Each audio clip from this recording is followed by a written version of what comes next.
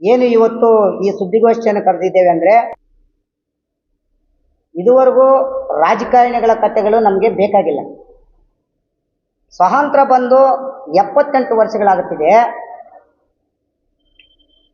ಏನು ಇವತ್ತು ಸ್ವಾತಂತ್ರ್ಯ ಬಂದು ಇಷ್ಟು ವರ್ಷಗಳಾದರೂ ದಲಿತರನ್ನ ಕೇಂದ್ರ ಸರ್ಕಾರ ಆಗಬಹುದು, ರಾಜ್ಯ ಸರ್ಕಾರಗಳಾಗಬಹುದು, ಇವೆರಡು ಕೈ ಬೊಂಬೆಗಳ ಥರ ಮಾಡಿಕೊಂಡು ಮತ್ತೆ ಈ JDS ಅದಕ್ಕೆ ಒಂದು ತುಪ್ಪವನ್ನು ಸುರಿಸುವಂಥ ಕೆಲಸವನ್ನು ಮಾಡಿಕೊಂಡು ಇವತ್ತು ದಲಿತರನ್ನ ವಂಚನೆ ಯಾಕೆ ಮಾಡ್ತಾ ಇದ್ದಾರೆ ಅಂತ ನಮ್ಮ ಇಡೀ ಕುಲಕ್ಕೆ ನಮಗೆ ಅವಮಾನ ಆಗ್ತಾ ಇದೆ. ನಾನು ನಮ್ಮ ಸಂಘಟನೆಗಳ ಹತ್ರ ಕೇಳ್ಕೊಳ್ಳೋದು, ನಿಮ್ಮ ಕೈ ಮುಗಿದು ಕೇಳ್ಕೊಳ್ಳೋದೇನೆಂದರೆ, ಇವತ್ತು ದಲಿತರನ್ನ ವಂಚನೆ ಮಾಡ್ತಿದಾರಲ್ಲ, ನಾವೆಲ್ಲ ಕೂಲಂಕುಷವಾಗಿ ಕುತ್ಕೊಂಡು ಯೋಚನೆ ಮಾಡಿ ಯಾವ ಸರ್ಕಾರಕ್ಕೆ ನಾವು ನಿರ್ಧಾರ ಮಾಡ್ಕೋಬೇಕು, ಯಾವ ಸರ್ಕಾರಗಳನ್ನ ಉಳಿಸ್ಕೋಬೇಕು, ಯಾವ್ದು ಮಾಡ್ಬೇಕು ಅನ್ನೋದನ್ನ ನಾವು ಫಸ್ಟು ಅರಿವು ಮಾಡ್ಕೋಬೇಕು ಅನ್ನೋದು ನಾನು ನಿಮಗೆ ಕೈ ಮುಗಿದು ಕೇಳ್ಕೊತೇನೆ. ನಮ್ಮ ಮುಖಂಡರುಗಳಲ್ಲಿ ಎಲ್ಲ ಸಂಘಟನೆಗಳು, ದಲಿತ ಪರ ಆಗ್ಬೋದು, ಕನ್ನಡ ಪರ ಆಗ್ಬೋದು, ರೈತ ಪರ ಆಗ್ಬೋದು, ಎಲ್ಲ ಈ ರಾಜ್ಯದ ಯಾವ್ಯಾವ ಸಂಘಟನೆಗಳಿದೆ ಎಲ್ಲ ಸಂಘಟನೆಗಳಿಗೂ ಕೈ ಮುಗಿದು ಕೇಳ್ಕೊಳ್ಳೋದು, ನಮ್ಮ ಕರ್ನಾಟಕ ರಾಜ್ಯ ಹಳ್ಳಿ ಮಕ್ಕಳ ಸಂಘದಿಂದ ವತಿಯಿಂದ ತಮಗೆ ಮತ್ತೊಮ್ಮೆ ಕೈ ಮುಗಿದು ಕೇಳ್ತೇನೆ. ನಾವೆಲ್ಲ ದಲಿತರನ್ನ ವಂಚನೆ ಮಾಡ್ಕೊತಾ ಇದ್ದೇವೆ. ಈ ಹೊತ್ತಿಗೆ 78 ವರ್ಷಗಳಾಗಿದೆ. ಸ್ವಾತಂತ್ರ್ಯ ಬಂದು ನಮ್ಗೆ ಸ್ವಾತಂತ್ರ್ಯ ಸಿಕ್ಕಿದೆಯಾ? ದಲಿತರಿಗೆ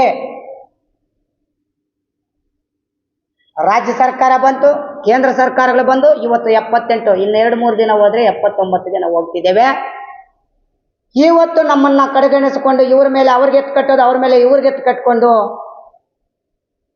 ಯಾಕೆ ನಮ್ಮನ್ನ ಬೀದಿಗೆ ತಳ್ತಾ ಇದ್ದೀರಾ? ತಮ್ಮ ಕಣ್ಣು ಕಾಣಿಸ್ತಾ ಇಲ್ವಾ?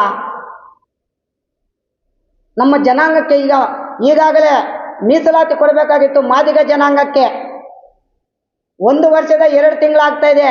ನಿಮಗೆ ನೈತಿಕತೆ ಇದೆಯಾ? ಯಾವುದೇ ಸರ್ಕಾರ ಆಗ್ಬೋದು, ಯಾವುದೇ ಪ್ರತಿನಿಧಿ ಆಗ್ಬೋದು, ನೀವಿಲ್ಲಿ ಚೇಳಗಳನ್ನ ಇಟ್ಟುಕೊಂಡು ದಲಿತರ ಶಾಲ್ವೆಗಳು ಹಾಕ್ಕೊಂಡು ದಿಕ್ತಪ್ಸ ಕೆಲಸ ಅಂತ ಯಾಕೆ ಮಾಡ್ತಿದ್ದೀರಾ? ಇವತ್ತು ಸರ್ಕಾರಗಳು ಅವ್ರು ಬಂದಾಗ ಇವ್ರು ಬಂದಾಗ ಅವರು ಮಂಕು ಬೂಡಿದೆ ಇರ್ತಾ ಇದ್ದಾರೆ. ದಲಿತ ಕುಟುಂಬಗಳಿಗೆ ಇವತ್ತು ನಮ್ಮನ್ನ ನಾವು ರಕ್ಷಣೆ ಮಾಡ್ಕೊಳಕ್ ಆಗ್ತಾ ಇಲ್ಲ. 80% SC STಗಳಿಗೆ ಸ್ಟೇಷನ್ಗಳಲ್ಲಿ ಕೇಸುಗಳಿರೋದು, ಅವ್ರಿಗಿಲ್ಲ. ಎರಡನೇದಾಗಿ ಜಿಲ್ಲಾಡಳಿತದಲ್ಲಿ ಒಂದು ಕೇಸನ್ನು ನಮೂದೆ ಮಾಡಿದ್ರೆ ದಲಿತನಿಗಾಗಲ್ಲ. ಅದನ್ನ ಅರಿವು ಮೂಡಿಸ್ಕೋಬೇಕಾಗಿತ್ತು ನಮ್ಮ ಮುಖಂಡರುಗಳು. ದಯವಿಟ್ಟು ಅರ್ಥ ಮಾಡ್ಕೊಳ್ಳಿ ಮುಖಂಡರುಗಳೇ. ಸಂಘ ಸಂಸ್ಥೆಗಳು ನಾವು ಕಟ್ಕೊಂಡಿರೋದಲ್ಲ. ಆ ಸಂಘ ಸಂಸ್ಥೆಗಳಿಂದ ನಮ್ಮ ಜೀವನಕ್ಕೆ, ನಮ್ಮ ಪ್ರಾಬ್ಲಮ್ಗೆ, ನಮ್ಮ ಮಕ್ಕಳಿಗೆ ಅನ್ಯಾಯ ಆಗ್ತಾ ಇರೋದನ್ನು ನಾವು ನೋಡ್ಕೋಬೇಕಾಗಿದೆ. ಇವತ್ತು ತಕ್ಷಣಕ್ಕೆ ಅವರು ವೈಟ್ ಶರ್ಟ್ ಹಾಕೊಂಡು ಬಂದ್ಬಿಡಿ, ನೀವು ಶಾಲಾ ಹಾಕೊಂಡು ಬಂದ್ಬಿಡಿ ಅಂತ ಹೋದ ತಕ್ಷಣ ನಾವು ಬೀದಿಗೆ ಇಳಿದು ನಾವು ಅನ್ಯಾಯ ಆಗ್ತಾ ಇದ್ದೇವೆ, ಅವ್ರ ಅನ್ಯಾಯ ಆಗ್ತಾ ಇಲ್ಲ. ಅದೇ ರೀತಿ ತಾಲೂಕು ಕಚೇರಿಗೆ ಹೋದ್ರೆ ಈಗಾಗಲೇ ಭೂಮಿ ಮಂಜೂರಾಗಿರೋವನ್ನ ಭೂಮಿಗಳ ದಲಿತರಿಗೆ ಸಿಗ್ತಾ ಇಲ್ಲ. ಅಟ್ರಾಸಿಟಿ ಕೇಸುಗಳು ಸರಿಯಾಗಿ ಆಗ್ತಾ ಇಲ್ಲ. ಎಲ್ಲಿ ಸ್ವಾತಂತ್ರ್ಯ ಬಂದಿದೆ? 79ಕ್ಕೆ ನಾವು ಹೋಗ್ತಿದ್ದೀವಿ. ಮುಖಂಡರುಗಳಲ್ಲಿ ನಿಮ್ಮ ಪಾದಗಳಿಗೆ ನಮಸ್ಕಾರ ಆಗ್ತೀನಿ ರೀ. ನಾವೆಲ್ಲ ಒಗ್ಗಟ್ಟಾಗೋಣ.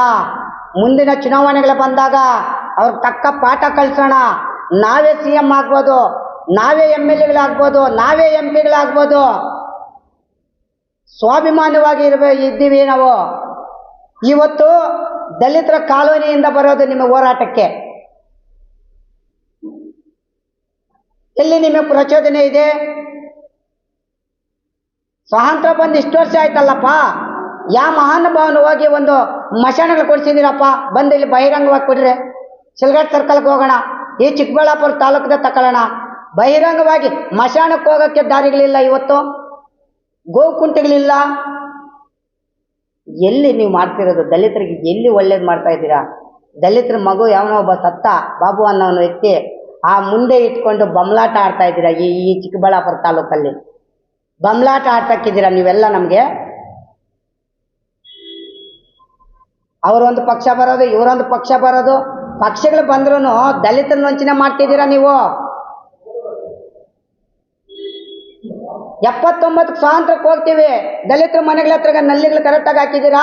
ಚರಂಡಿ ಇದೆಯಾ? ಅವ್ರಿಗೆ ಭೂಮಿ ಕೊಡ್ತಿದ್ದೀವ? ಎಲ್ಲರಿಗೂ ಮನೆಗಳ ಹತ್ರ 80 ಅಡಿ 100 ಅಡಿ ಇದ್ರೆ ದಲಿತರ ಕಾಲೋನಿಗೆ ಹೋಗಿ 12 ಅಡಿಗೆ 22 ಅಡಿ ಮಾಡಿದ್ದಾರೆ. ಇದೇ ಗೊಲ್ಲಹಳ್ಳಿಯಲ್ಲಿ ಒಂದು ದಲಿತರಿಗೆ ಅನ್ಯಾಯ ಮಾಡಿದ್ದಾರೆ. ಯಾವ ಗ್ರಾಮ ಪಂಚಾಯತಿಯಲ್ಲಿ ದಲಿತರಿಗೆ ಒಳ್ಳೇದು ಬರ್ತಾ ಇದೆ? ಜಿಲ್ಲಾಡಳಿತ ಕಣ್ಣು ಮುಚ್ಕೊಂಡು ಕೂತಿದೆಯಾ? ಯಾವುದೇ ಸರ್ಕಾರ ಬರಲಿ, ಕಾನೂನು ರೀತಿಯಲ್ಲಿ ಮಾಡುವಂಥ ಅಧಿಕಾರಿಗಳೇನು ಮಾಡ್ತಿದ್ದೀರಾ? ಇವತ್ತು ಒಂದು ಬಾಬು ಅನ್ನೋ ವ್ಯಕ್ತಿ ಕುಟುಂಬಕ್ಕೆ ಅನ್ಯಾಯ ಆಗಿದೆ, ಅದನ್ನು ಕುತ್ಕೊಂಡು ಚರ್ಚೆ ಮಾಡಿ ಏನೋ ಅವ್ರಿಗೊಂದು ಸಹಾಯ ಇದು ಮಾಡೋಣ ಅಂತ ಬಿಟ್ಬಿಟ್ಟು ಎಲ್ಲ ರೀತಿಯಲ್ಲಿ ಇವತ್ತು ನಮ್ಮನ್ನು ವಂಚನೆ ಮಾಡದೆ ಆಗದಿಲ್ಲದೆ ಇವತ್ತು ಈ ಚಿಕ್ಕಬಳ್ಳಾಪುರ ತಾಲೂಕಲ್ಲಿ ದಲಿತರ ಹುಡುಗರು 4-5 ಜನ ಸತ್ರು.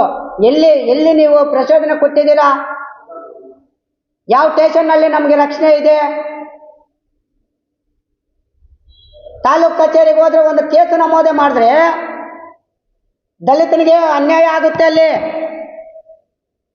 ಯಾವುದೇ ರಾಜಕೀಯದವ್ರು ಬಂದು ಮಾತಾಡ್ಕೊಟ್ಟಿದ್ದೀರಾ? ಆಯಿತು, 4 ಜನ ಸತ್ರಪ್ಪ, 4 ಜನಕ್ಕೆ ನೀವೇನು ಮಾಡಿಕೊಟ್ಟಿದ್ದೀರಪ್ಪ? ನಮ್ಮ ದಲಿತರನ್ನ ಒಬ್ರಿಗೊಬ್ರಿಗೆ ಎತ್ಕಟ್ಟಿ ಅವ್ರ ದುಡ್ಡು ಕೇಳಿದ್ರು ಇವ್ರ ದುಡ್ಡು ಕೇಳಿದ್ರು ಅಂತ ನಮ್ಮನ್ನೇ ಪ್ರಚೋದನೆ ಮಾಡಿ ಅನ್ಯಾಯ ಮಾಡ್ತಿದ್ದೀರಲ್ಲ. ತಾವು ಸರ್ಕಾರಗಳು ನಡೆಸೋರು ಕಣ್ಣು ಮುಚ್ಕೊಂಡು ನಡೆಸ್ತಾ ಇದ್ದೀರಾ.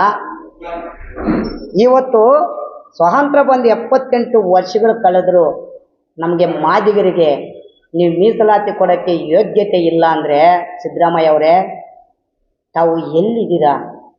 ಸ್ವಾತಂತ್ರ್ಯ ಎಲ್ಲಿದೆ? ತಾವೆಲ್ಲಿದ್ದೀರಾ? ಬಾಬಾ ಸಾಹೇಬ್ ಅಂಬೇಡ್ಕರ್ ಬರೆದಿರೋ ಸಂವಿಧಾನ ಅಡಿಯಲ್ಲಿದ್ದೀರಾ? ತಾವೆಲ್ಲ ಅರ್ಥ ಮಾಡ್ಕೋಬೇಕಾಗಿತ್ತು ಆಗಿದೆ. ತಾವು ಸಿದ್ದರಾಮಯ್ಯ ಅವರು ಅಪಾರವಾದ ನಿಮ್ಮ ಮೇಲೆ ಗೌರವ ಇದೆ ನಮಗೆ. ದಲಿತರ ಪರ ಇದ್ದೀರಾ ಅಂತ ಇದೆ. ಎಲ್ಲಿದೆ? ದಲಿತರ ಕುತ್ತಿಗೆಗೆ ಹಾಕಿದ್ದೀರಾ. ದಲಿತರು ಕುತ್ತಿಗೆಗೆ ಹಾಕಿದ್ದೀರಾ. ಆ ಕುತ್ತಿಗೆಯಿಂದ ಕತ್ತಿ ತೆಗೆದು ದಯವಿಟ್ಟು ನೀವು ಅರ್ಥ ಮಾಡಿಕೊಂಡು ಮೀಸಲಾತಿಯನ್ನು ಜಾರಿ ಮಾಡಿಲ್ಲ ಅಂದರೆ ನಿಮ್ಮ ಚೇರ್ಗಳು ಎಲ್ಲಿ ಕದಲಿಸ್ಬೇಕನ್ನೋದು ಮಾದಿಗ ಜನಾಂಗಕ್ಕೆ ಪಕ್ಕ ಗೊತ್ತಿದೆ. ನಮ್ಮ ಮನೆಗೆ ಮಾತ್ರ ಮೀಸಲಾತಿ ಕೊಡಬೇಡಿ, ಇಡೀ ನಮ್ಮ ಕುಲಕ್ಕೆ ಕೊಡಬೇಕಾಗಿದೆ. ಸಿದ್ದರಾಮಣ್ಣವರೇ, ಇದನ್ನು ಅರ್ಥ ಮಾಡಿಕೊಂಡು ಮತ್ತೆ ಇದೇ ರೀತಿ ಏನನ್ನ ಚಾಳಿ ಮುಂದುವರಿಸಿದ್ರೆ ಸಿದ್ದರಾಮಣ್ಣ ಚೇರ್ ದಯವಿಟ್ಟು ಇರಲ್ಲ. ಸಿದ್ದರಾಮಣ್ಣ, ಈ 3 ತಿಂಗಳೊಳಗಡೆ ಚೇರ್ ಕದಲ್ತದ ಅನ್ನೋದನ್ನ ಸ್ಪಷ್ಟವಾಗಿ ಹೇಳಕ್ಕೆ ನಾವು ಯುವಕರಲ್ಲಿ ನನ್ನ ಮನೆ ಸರ್ಕಾರ ಆಗ್ಬೋದು. ಎಲ್ಲ ಸರ್ಕಾರಗಳು ಡೂಪ್ಲಿಕೇಟೆ. ಇವತ್ತು ಯಡಿಯೂರಪ್ಪ ಬಂದ, ಯಡಿಯೂರಪ್ಪ ಇವತ್ತು ಎಲ್ಲ ಜನಾಂಗಕ್ಕೆ ಮೋಸ ಮಾಡೋದ. ಮತ್ತೆ ನೀವು ಬಂದರೆ ಎಲ್ಲ ಫ್ರೀ ಫ್ರೀ ಫ್ರೀ ಅಂದ್ಬಿಟ್ಟು ಫ್ರೀ ಪಂಗನಾಮ ಹಾಕ್ತಾ ಇದ್ದೀರಾ, ತೃಪ್ತಿ ಕಳಿಸ್ತಾ ಇದ್ದೀರಾ ಜನಗಳನ್ನೆಲ್ಲ. ತೃಪ್ತಿ ಎಲ್ಲಿ ಹತ್ರ ಇದೆಯಾ? ಇವಾಗ ಫ್ರೀ ಟಿಕೆಟ್ ಇವತ್ತು ಹತ್ತಿದ್ರೆ ಬೆಳಗ್ಗೆ ದರ್ಶನ ಸಿಗ್ತಾ ಇದೆ. ಅದೊಂದು ಒಳ್ಳೆ ಮಾಡಿದ್ದೀರಾ. ಅದು ಆಂಧ್ರದವ್ರು ಮಾಡಿದ್ದಾರೆ, ನಮ್ಮ ಕರ್ನಾಟಕ ಮಾಡಿದ್ರು. ತಾವುಗಳೆಲ್ಲ ಅರ್ಥ ಮಾಡ್ಕೋಬೇಕಾಗಿತ್ತೆ. ಇವತ್ತು ಯುವಕರು ಬೆಂಬಲವನ್ನು ಮತ್ತೆ ಸುರುವಚ್ಕೊಂಡ್ರೆ ದಲಿತರು ನಿಮ್ಮ ಚೇರ್ಗಳು ಕದಲ್ತವೆ. ಬಟ್ ನಮ್ಮ ಸಂಘ ಸಂಸ್ಥೆಗಳಲ್ಲಿ ಮತ್ತೊಮ್ಮೆ ನಾನು ಪ್ರಾರ್ಥನೆ ಮಾಡ್ಕೊತಾನೆ, ಮತ್ತೊಮ್ಮೆ ನಿಮ್ಮ ಕಾಲಗಳಿಗೆ ನಮಸ್ಕಾರ ಆಗ್ತೀನಿ. ದಲಿತ ಮುಖಂಡರುಗಳೇ, ತಾವೆಲ್ಲ ಆಸೆಗಳು ನಾವೆಲ್ಲ ಬಿಟ್ಟು ನಮ್ಮ ಮಕ್ಕಳನ್ನು ಉದ್ಧಾರ ಮಾಡೋದನ್ನು ನೋಡಬೇಕಂತ ತಮಗೆ ನಮಸ್ಕಾರ ಆಗ್ತಾ, ಮತ್ತು ಎಲ್ಲ ಸಂಘಟನೆಗಳ ಒಂದು ಒಗ್ಗೂಡಿಸಿ ಇವತ್ತು ಏನು ಆ ಹುಡುಗನಿಗೆ ಬಾಬು ಅನ್ನೋ ವ್ಯಕ್ತಿಗೆ ಅನ್ಯಾಯ ಆಗಿದೆ, ಮತ್ತೊಂದು ಹೋರಾಟ ನಾವೆಲ್ಲ ರೂಪಿಸ್ಕೊಂಡು ಮಾಡೋಣ. ರಾಜಕೀಯ ಜೊತೆಯಲ್ಲಿ ನಾವು ಹೋಗೋದು ಬೇಡ, ನಮ್ಮ ದಲಿತ ಮುಖಂಡರು ಅಂತ ಹೇಳ್ತಾ ನನ್ನ ಮಾತುಗಳನ್ನು